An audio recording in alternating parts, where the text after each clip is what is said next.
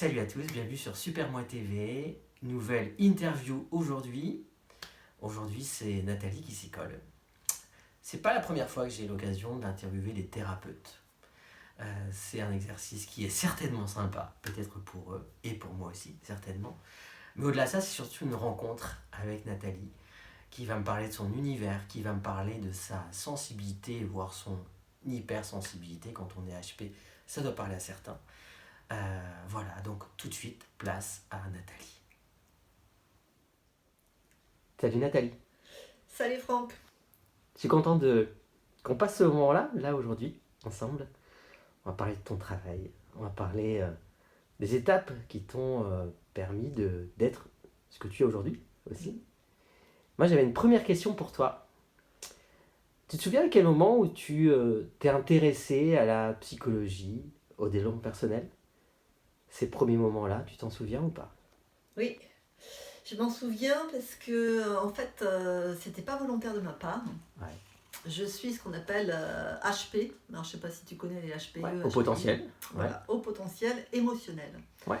Et ce sont des enfants un peu bizarres qui observent beaucoup, qui parlent peu, qui sont souvent un petit peu en retrait de la classe, qui ne savent pas qu'ils sont au potentiel parce que à mon époque on le disait On n'en pas parlait et pas, on ouais. n'en parlait pas. Ouais. Et je passais beaucoup de temps à observer les autres. Et à ne pas comprendre pourquoi moi j'étais pas comme les autres, quoi. En fait j'étais plus mûre, je pense, ou je ressentais des choses qu'ils ne ressentaient pas. Donc je me suis intéressée à ma différence Ouais. et par rapport aux autres. Et étant plutôt introvertie, j'ai beaucoup observé les gens. Hmm. Mais tout le monde, hein, les amis de mes parents qui venaient manger à la maison, mes parents entre eux, beaucoup les adultes, j'adorais les observer. Et du coup, t'arrives toute petite, sans le savoir, à décoder des choses, à te dire tiens, là elle ment, là elle rit trop fort, là, et ça m'a vite passionnée. Et à repérer qu'est-ce qui est normal, qu'est-ce qui n'est pas normal, comment ça fonctionne le monde en fait. Oui, Hein, voilà, tout c'est à ça. Hein. fait. Ou alors des gens qui se reçoivent, et après mes parents qui disaient t'as vu comment elle était celle-ci, et je me dis mais comment ça se fait qu'ils riaient autant et qu'après ils se critiquent autant. Et je me dis c'est pas logique parce qu'un HP c'est très droit, très loyal, ça supporte pas le mensonge, etc. Donc je me disais il y a des choses quand même qui tournent pas rond, quoi. Et Intéressant. mais sans jugement sur eux, hein, je me disais tiens c'est bizarre qu'il l'aurait pas dit en direct. Ouais. Tu vois, c'était un Ouais, peu il y avait un vrai. Tu étais en vrai mode de. Je me pose des d'observation. questions en fait. Oui. Je me demande en fait. Et On pas à juger quoi, mais je me voilà, demande quoi. voilà. Donc on m'appelait Mademoiselle Pourquoi. Toujours. Et pourquoi ceci, pourquoi cela, et pourquoi. Et je gonflais les gens. On me disait, mais tu te compliques la vie, tu penses trop. Bah ouais, mais à HP, ça tourne Ça 24 tourne. sur 24, quoi. Ouais, Donc, c'est clair. et d'ailleurs, je disais parfois à mon père, qui conduisait, mais à quoi tu penses là? Et il me disait, bah rien. Je dis, mais comment tu fais? Comment tu fais pour pas penser? Comment tu fais pour pas penser? Elle est où la pile? C'est ça. Et je savais pas. Alors, tu as été commercial pendant longtemps, en tout cas un certain temps. Mhm. Et puis à un moment donné, tu as décidé de changer, de réorienter ta vie professionnelle autrement. Ouais. Et de la réaxer avec ces points qui étaient importants pour toi quand tu étais jeune, ado, etc. Ouais. Tu as pris un vrai virage, tu t'en souviens un peu, tu veux me raconter? Bien, oui, parce que j'étais très frustrée, je voulais faire être psychologue étant jeune, ou alors juge pour enfants. Donc en fait, il y avait une espèce de grande rigueur et loyauté et compréhension de l'être humain et des enfants. Et mon père, lui, était commercial et voulait que je prenne la succession de ses affaires, etc. Donc pour lui, tout comme le droit, on dit la fac de droit, c'est un peu le rebut de la première année, en tout cas de ceux qui ne savent pas quoi faire. Il m'a dit, psychologue, c'est ceux qui ne savent pas quoi faire non plus. Donc j'ai fait une école de commerce. De là, je suis partie être formatrice en logiciel. Donc ça me plaisait bien parce que j'apprenais aux gens à manipuler le matériel et tout. Et puis de là, il m'a enlevé formatrice, il m'a mis responsable commercial. Et de là, pour être responsable commercial, il faut être commercial quand même. C'est ça, Donc, ouais. donc je me suis mis à vendre de la micro-informatique. Et là, j'ai vu tout le côté PNL, comment... là, c'est le côté PNL pas cool du commerce. Hein. C'est comment arriver à les méthodes des 3 oui d'entonnoir, à obtenir le oui, la signature de quelqu'un.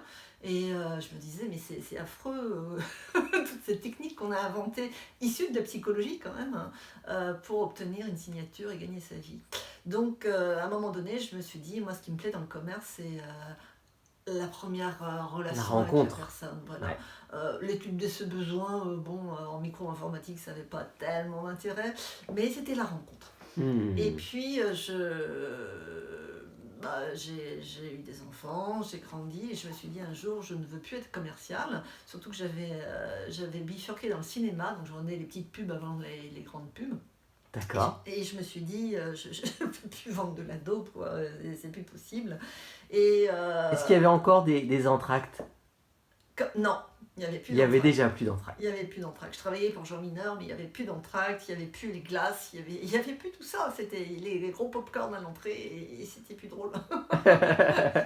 C'était plus notre vieux cinéma, tu sais. C'est ça. Et donc je me suis dit, comment faire ? Et en fait, la vie fait qu'il y a des séparations, on a vendu la maison, on a fait une petite plus-value. Et de là, je me suis dit, arrête donc 1 an et tu cherches ce que tu veux faire. Et là, je suis partie en quête de plein de formations, courtes, sur des week-ends. Ouais. Je ne trouvais pas ma voie. La méthode Atmos, plein de méthodes qui sont certainement très bonnes, mais qui ne me te parlaient pas. Ça ne me parlait pas du tout.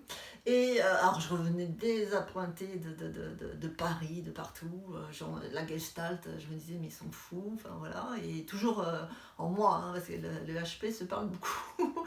Et j'ai découvert le FT. Et... la méthode de FT par elle-même, c'est-à-dire tapoter des points d'acupression pour rééquilibrer les émotions et tout ça, m'a parlé. La façon dont c'était fait, c'était très superficiel, puisque pour une cigarette, c'est même si j'ai envie de fumer, j'arrête, c'est une cigarette, je peux m'en passer, tout ça. Donc ça, j'ai trouvé ça bizarre, mais je me suis dit, on pourrait mettre d'autres phrases à côté. Et donc j'ai fini par trouver que c'était quand même celle qui laissait la liberté à la personne. Parce que à tout moment, elle peut dire non à une phrase et ne pas répéter.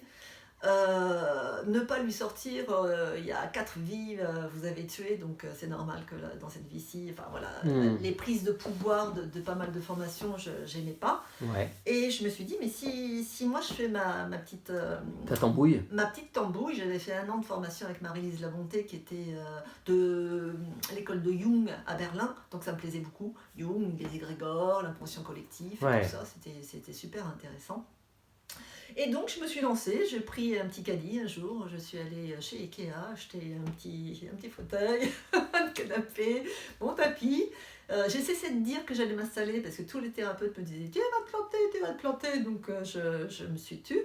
Et puis, comme je suis assez spirituelle, je me suis dit là-haut, si vous pensez que je peux rendre service à au moins une personne, ça sera déjà très beau. Et si c'est juste pour l'univers que je fasse ça, envoyez-moi du monde. Voilà. Ouais. Et je me suis installée. Alors, les premières fois, les premiers patients, c'était pas simple. Je suivais un peu le protocole. Et petit à petit, en fait, je me suis aperçue que j'avais cette capacité de rentrer après 2-3 séances, de rentrer dans le cercle vital de la personne quand elle était petite. Okay. Et je me retrouvais même... là, j'ai eu une dame ce matin, elle vivait dans une ferme, je suis dans la ferme. Il y a eu l'incendie dans le foin, j'étais dans l'incendie et je la voyais, elle me disait, je regardais et je ressentais tout ce qu'elle disait. Mais je ne dis rien de ce que je ressens. Par contre, quand je fais la ronde pour vider cette peur du feu qu'elle a aujourd'hui constamment, j'ai tellement été elle que je dis les phrases qu'il faut. Okay. Mais j'ai même pas l'impression de les dire. Alors certains me disent, vous pourriez répéter parce que alors là c'était très judicieux.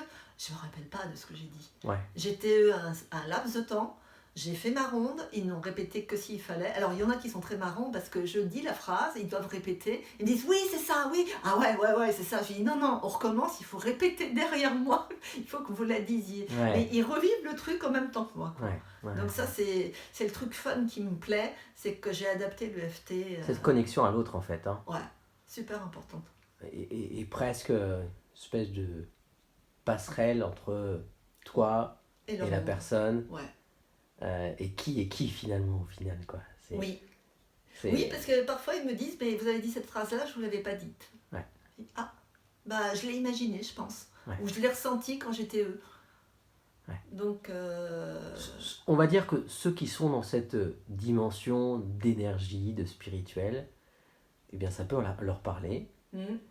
Et puis pour ceux qui ne sont pas dans cet aspect-là, eh bien on peut parler d'empathie. Voilà, c'est ça. De grande empathie. Une grande empathie qui fait que je peux ressentir, en me mettant à leur place, tout simplement, ce qu'ils ont pu, eux, enfants, ressentir également.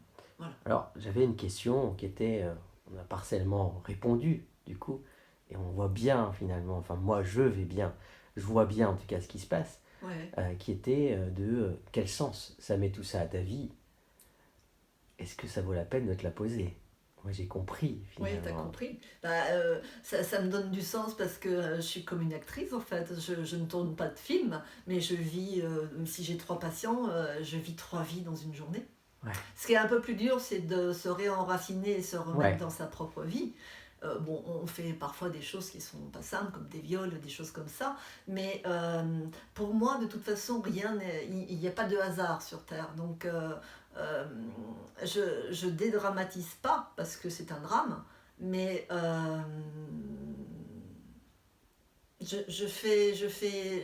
j'intègre ça comme blessure, mais normal dans la vie de la personne. Oui, c'est moche, je l'ai vécu, mais qu'est-ce que je peux en retirer? Alors, tu vas me dire, en retirer quoi d'un viol? Mais si, on peut retirer plein de choses. Ouais. Et à force de discuter, les gens... moi, je vais pas te dire, oh mon Dieu, qu'est-ce qui vous est arrivé et tout ça. Non, je suis très cartésienne. Je pose des questions qu'il y a à poser parce qu'ils ont du mal. Donc, c'est un peu comme un interrogatoire à la police, hein, carrément. Il s'est passé ça, qu'est-ce qu'on vous a fait et tout ça. Mais des choses factuelles, en fait. Factuelles, mais après, je l'intègre dans ma ronde en me disant que c'est complètement injuste, j'ai pas compris ce qui m'arrivait. Et les gens m'en reparlent au cours de... Parce qu'on continue, on défile leur vie. Hein, je pars de l'enfance à leur vie actuelle quand ils viennent me voir. Et m'en parle comme effectivement, vous vous rappelez quand je m'étais fait violer, après il y a eu, je suis partie chez ma grande-tante, etc. Et je sais que quand ils me parlent comme ça, c'est non pas que ça sera intégré à vie, ça peut être dit. Voilà. Ça peut être dit, ça peut être envisagé et intégré. Ok. C'est un grand pas. Ok. Les personnes que tu accompagnes, alors évidemment, ils viennent te voir et comme tu le disais, il n'y a pas de hasard aux rencontres, il n'y a pas de hasard finalement à ce qu'on vit. Ce sont des rencontres pour le coup. Tu vois un petit peu quel type de personnes viennent dans ton cabinet, chez toi? Est-ce que tu as, sans parler de catégorie, mais est-ce que tu arrives à voir au fil des années quel type de personnes viennent te voir? Je sais tout de suite à qui j'ai affaire en termes d'énergie. Et je sais avec qui ça va le faire et la personne qui va pas rester. Parce que c'est pas assez concret, parce que elle préfère... ou parfois certains me disent si on peut rester sur le mode discussion, donc comme une psychologue, mais pas passer à l'EFT. Je dis il n'y a aucun souci, simplement ça va pas libérer votre système énergétique. Je dis on essaye pendant quelques séances de parler, mais faites-moi le plaisir d'essayer une ronde. Et voilà quoi, mais je sens, on attire à soi ce qu'on est, hein. J'ai pas beaucoup de personnes qui arrêtent. Quand elles arrêtent au bout de 2 séances parce qu'on en parle, parce que je leur dis je vous sens pas à l'aise, ou parce que voilà, ça le fait pas. Et parce qu'après peut-être que ce qui a été compliqué a été réglé au bout de X séances. Après elles arrêtent parce qu'on a fini et là les adieux sont durs. Ouais. Parce qu'on s'habitue, parce que j'ai des gens à qui j'ai dit une fois, une dame, je lui dis bon, alors c'est la dernière fois qu'on se voit aujourd'hui, et elle s'est écroulée. Je dis oh là là, non, pleurez pas, on va se revoir. Elle me dit mais vous allez pas me laisser comme ça. J'ai dit non, s'il faut qu'on se revoie, on se revoit. Parce qu'en fait, il y a le transfert qui se fait, hein, Ouais. et la personne se dit elle va pas me laisser comme ça, Nathalie, quoi. Parce qu'on s'appelle aussi par les prénoms. Hein, Ouais. Il y a, donc toi, tu as été formé à l'EFT. Mm. Est-ce que tu as l'impression que tu as aussi cette part, entre guillemets, d'autodidacte, de prérequis que tu avais déjà, toi, Ouais. en étant plus jeune, qui compte aussi beaucoup dans ton accompagnement? Beaucoup. Ouais. En fait, moi je dis qu'on ne peut pas aider quand on n'a pas beaucoup d'outils ou d'expérience dans sa poche. Ouais. On peut comprendre, on peut mentaliser, on ne peut pas ressentir. Hmm. Et bon, alors je te l'avais dit, hein, j'ai pas une enfance facile, mais cette enfance-là, je pense elle a eu lieu d'être pour que je puisse aider les gens et savoir ce qu'ils ressentent. Ouais. Donc en fait, je regrette pas mon passé, parce que ça me rend fort de mon avenir et d'aider les gens. Ouais, c'est clair. Mm. Je ne suis pas obligée de leur dire ce qui m'est arrivé, mais je sais de quoi ils parlent. Ouais. Voilà, ça c'est important. Sur, quand on est thérapeute, Mhm. on est aussi entrepreneur, Oui. forcément. Et puis, donc du coup, on a aussi des passages où c'est pas que facile, Mm. parce que justement, et quand on a cette empathie, comme tu peux l'avoir, eh bien, on expérimente tellement de choses, finalement. Mm. Tu arrives, toi, et c'est pas dire tu arrives, t'es génial, t'es extraordinaire, parce que finalement on expérimente, mais est-ce que tu as des outils justement pour dépasser ces moments compliqués de machine à laver dont on parlait, Ouais. pour réussir à s'alléger et revenir un peu les deux pieds sur terre? L'outil, le premier, qui n'est pas un outil d'ailleurs, c'est un défaut, c'est la procrastination du HP. Donc Ouais. il va se dire oh mon Dieu, qu'est-ce qui m'arrive, je suis un peu dans la machine à laver, ça marche Ouais. moins bien, ou voilà, il y a des soucis.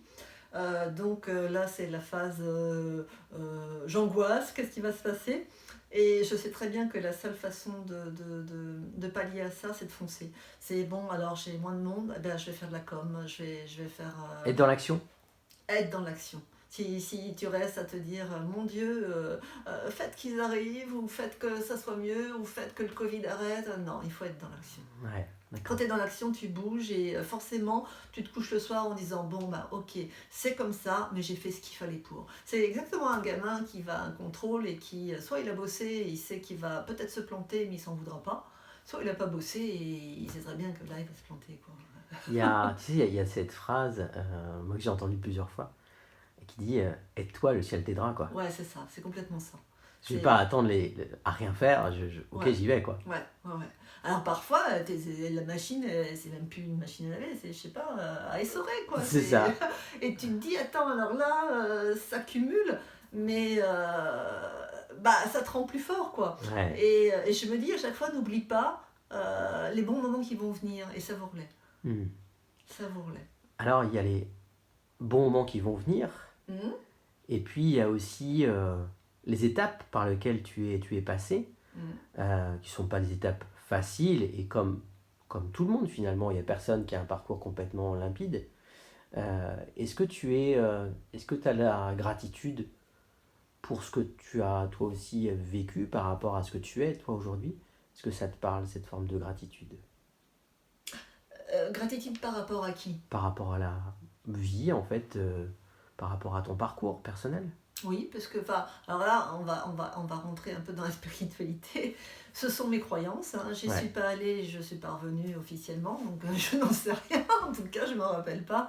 Mais je pense qu'on vient expérimenter sur Terre des choses qu'on a travaillées, donc, et qu'on les choisit. Ça, c'est ma propre croyance, hein, de par mes lectures, etc. Ouais. Donc, si j'ai vécu des choses difficiles, c'est que j'avais à les vivre, soit pour aider quelqu'un, soit pour régler et comprendre. Mais de toute façon, pour moi, il n'y a pas de hasard sur cette terre. Donc, quoi que tu traverses, tu as un truc à comprendre. Ouais. Et si tu veux pas, on te servira la soupe jusqu'à On va te la temps que tu redonner, comprennes. Ouais, voilà. Et quand on a marre de la soupe, tu l'avales, tu la digères bien, tu dis j'ai compris. C'est ça. et tu passes au plat suivant.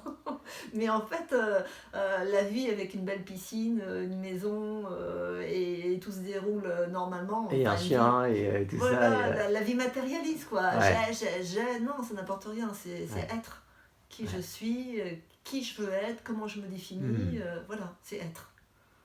Tu te souviens du premier livre qui t'a marqué, qui a compté pour toi? Oui, alors je n'avais pas une grande appétence sur cette terre parce que je trouvais justement que les gens déraillaient et que c'était fait d'hypocrisie, c'était fait enfin, de choses qui ne me correspondaient pas.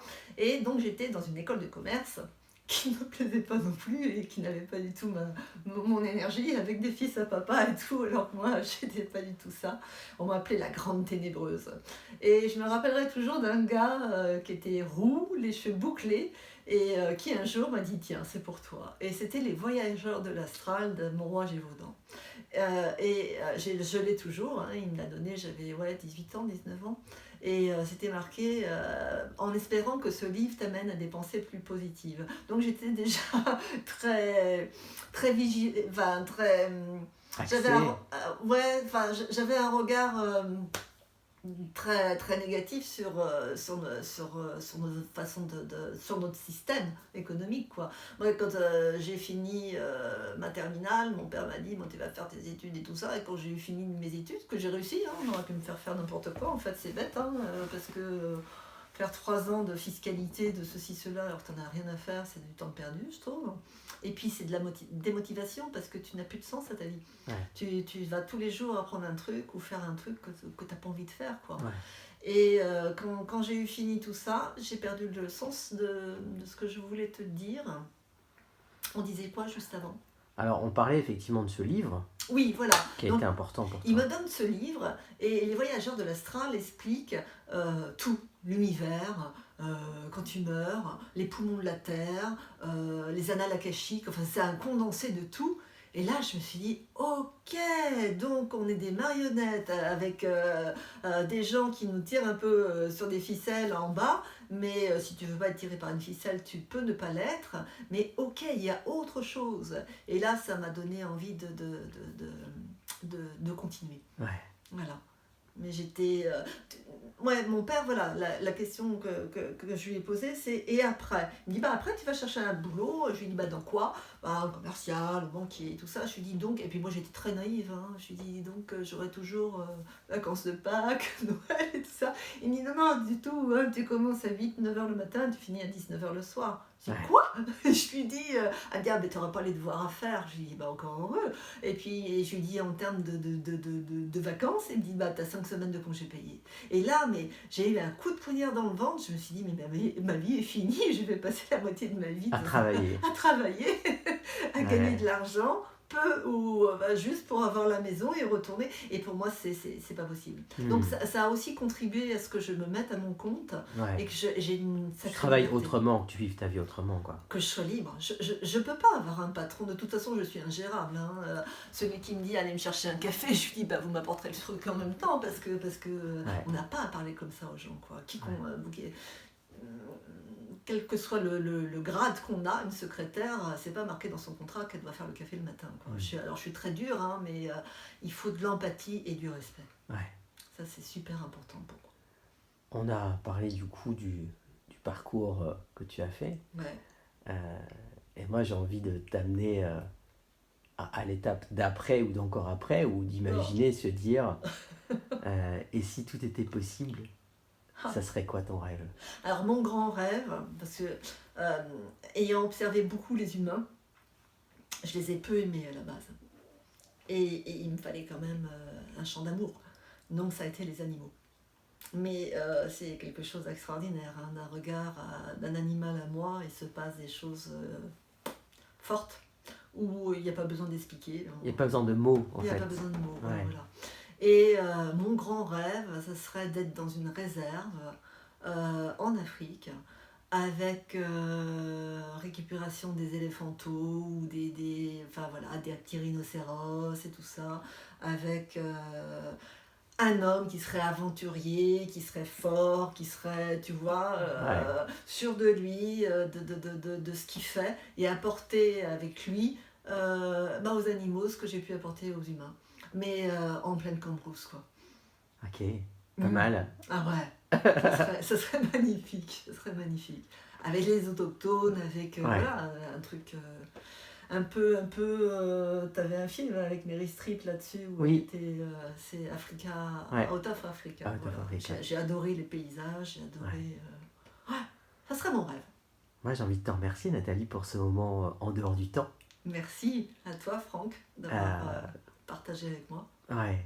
Et du coup, moi, j'ai envie de te laisser le petit mot de la fin si tu veux le prendre. Le petit mot de la fin, c'est que on vient sur Terre pour vivre des choses, mais on vient aussi pour se faire plaisir. Et il faut avoir l'audace de ses rêves.